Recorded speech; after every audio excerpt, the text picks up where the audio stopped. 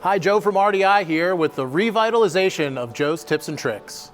Today we just wrapped up the filming of our elevation cable rail install video, and I wanted to show you something a little additional on if you got in trouble or somehow missed one of the steps of the install. This tip's going to focus on releasing the tensioner. With a normal installation, you should not have to do this, but in the event that you missed one of the installation steps, like pulling the slack out by hand before the initial tensioning, or if the cable hopped off the last turn on this cable guide, that could prevent you from achieving the proper final tension. First, what you'll need to do is reverse your 9/16 socket and reverse the shuttle all the way back to the starting point. Not beyond that, just all the way back to the starting point.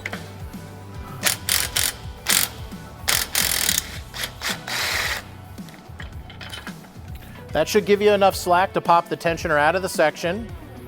I did the same thing on the other side to give myself a little more slack in this so I can lean it over the back of the post or over the rail and get to the underside of the shuttle. Here there's 3 Allen screws. I just have to undo them.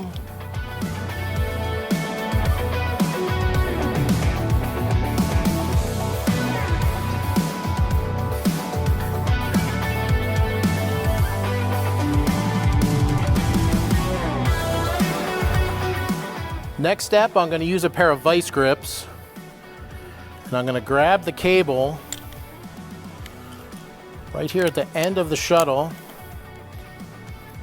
You can see the tooth and spring that holds the cable in there, and I'm going to use this as a lever.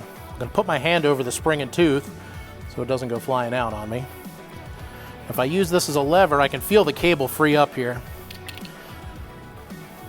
Then I can lift the cable out of here. Make sure you keep an eye on that spring and tooth. With that off, I can remove my tensioner, carefully put the tensioner back together, and now you can retry the tensioning steps.